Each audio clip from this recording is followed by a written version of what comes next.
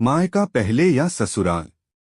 श्रेष्ठ कहानी। श्रीमती भारती जब रोटी बना रही थीं, तभी किसी ने दरवाजे की घंटी बजाई। बेचारी भारती रसोई में अपने आटे से सने हाथों को धोने की कोशिश कर रही थीं, लेकिन दरवाजे की घंटी लगातार बज रही थी। वह लगातार कह रही थीं, थोड़ा रुको, मैं आ रही हूँ। इस उम्र में वह भागकर दरवाजा खोलने भी नहीं जा सकती थीं। जैसे ही उन्होंने दरवाजा खोला, उन्होंने देखा कि उनकी बेटी राधिका दरवाजे के बाहर खड़ी थी। यह देखकर भारती आश्चर्यचकित हो गई कि बिना बताए राधिका अचानक कैसे आ गई। अपनी बेटी को देखकर भारती बोली, आने से पहले बताना तो चाहिए था, अकेली ही आई हो क्या? जमाई जी और बच्चे कहाँ हैं? भारती ने एक साथ कई सवाल पूछे।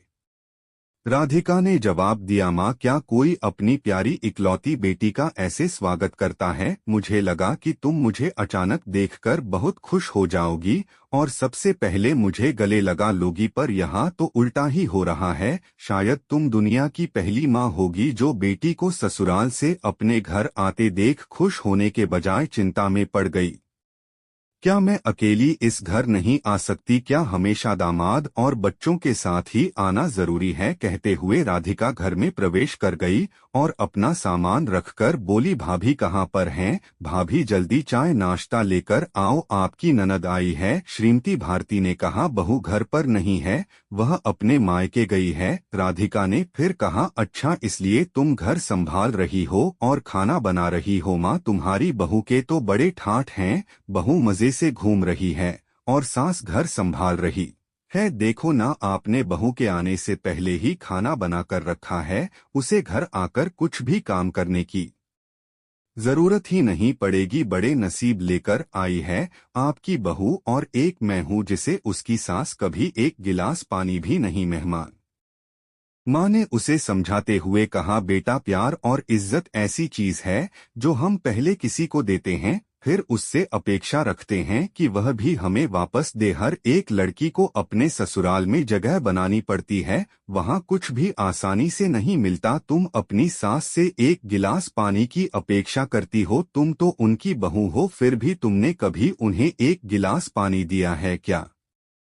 तुम शादी के बाद ससुराल में रही ही कितने दिन? जब तुम्हारे मन को लगा तब अपनी बैग भरी और सीधा मायके आ जाती हो। मायका और ससुराल एक ही शहर में है, इसका मतलब यह नहीं होता है कि तुम जब चाहो तब मायके आ जाओ और चाहो उतने दिन रहकर वापस ससुराल चली जाओ। मायके में भी बेटी को मान सम्मान तभी मिलता है जब बेटी ससुराल का मान सम्मान रखकर मायके में कुछ दिनों के लिए आती है, तभी उसे मान सम्मान मिलता है। ऐसा हर रोज बिन बुलाए कोई कारण न होते हुए भी कोई बेटी मायके आती होगी तो उसको साधारण पूछताछ भी कोई करता नहीं। और तुम मेरी बहू को बोलती हो ना, तुम तो मेरी बहू की बराबरी ही मत करो। वह कभी भी बिना बुलाए अपने मायके नहीं जाती है, और गई भी तो वहाँ की कोई भी बात में वह कुछ नहीं बोलती। वह जब घर में रहती है तब वह मुझे घर के कोई भी काम को हाथ लगाने नहीं देती। अब मेरी इच्छा से घर के काम कर रही हूँ, वह मुझे काम करने को नहीं कह गई। अपनी बेटी को माँ के सिवाय अच्छा कौन समझ सकता है? मुझे तुम्हारा स्वभाव अच्छी तरह पता है। तुम्हारे ससुराल में सब लोग अच्छे हैं, तुम ही उनके साथ मिलजुल कर नहीं रहना चाहती। ससुराल तो ससुराल होता है और मायका तो मायका होता है। मायके में घर का काम अपनी मर्जी से होता है। ससुराल में सबसे पहले सबका दिल जीतना पड़ता है, सबको अपना बनाना पड़ता है। उसके लिए छोटों से लेकर बड़ों तक सबको प्यार करना पड़ता है, सबकी पसंद नापसंद का ध्यान रखना पड़ता है, सबसे प्यार से बोलकर सबको उनके घर के कामों में मदद करनी पड़ती है। तभी सब लोग घर में आई नई बहू को स्वीकार करते हैं, उसे अपना मानते हैं। तुम जिम्मेदारी लेने के लिए तैयार ही नहीं हो, इसलिए रोज रोज मायके चली आती हो, यहाँ आकर भी वही करती हो। अभी की बात देख लो, घर में कदम भी नहीं रखा, उतने में भाभी को ऑर्डर देना शुरू कर दिया, भाभी मेरे लिए चाय नाश्ता लेकर आओ।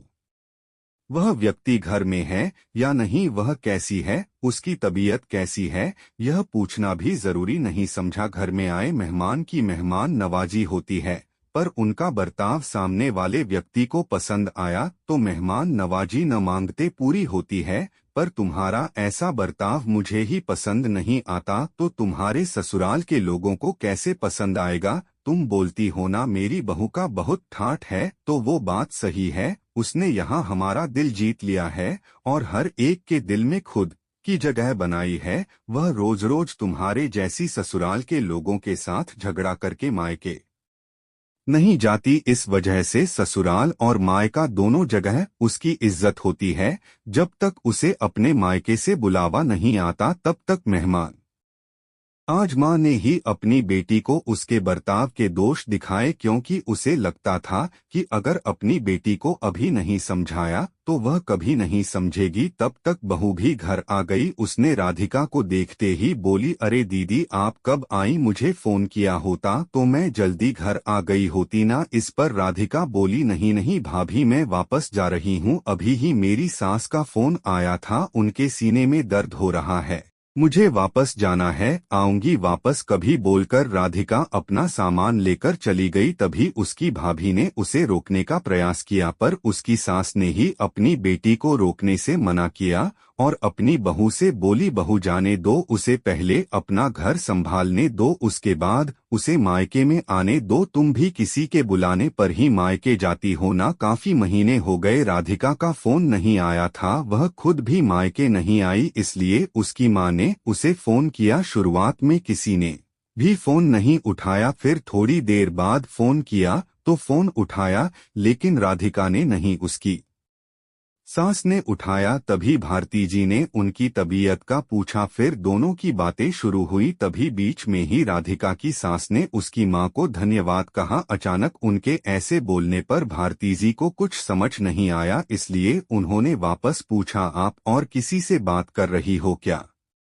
राधिका की सास बोली, नहीं, तो फिर आप धन्यवाद किसको कह रही थीं? भारती जी ने पूछा। राधिका की सास बोली, आपकी बेटी राधिका अब बहुत समझदारी से बर्ताव कर रही है, वह सभी को अपना बनाने की कोशिश कर रही है, सभी की मनपसंद का खाना बनाकर खिला रही है, घर में बहुत आनंद का वातावरण बना है, कोई भी झगड़ा नहीं हो रहा है, जैसे स्वर्ग ही बन गया हो मेरा घर, इसलिए मैं आपको धन्यवाद कह रही हूँ।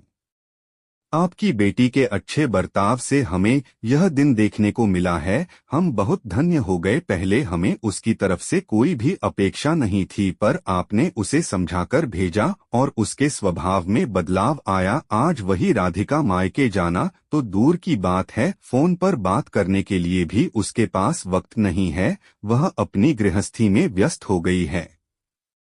दोस्तों, अगर सभी माँओं ने अपनी बेटियों को ऐसा समझाया और बेटियों ने इसे समझ लिया तो किसी भी घर में झगड़ा नहीं होगा और कोई भी घर टूटेगा नहीं। और हमें जरूर बताएं कि क्या उसे माँ ने अपनी बेटी के साथ सही किया। दोस्तों, कहानी पसंद आई हो तो एक लाइक और अपने दोस्तों से शेयर करना मत भूलना।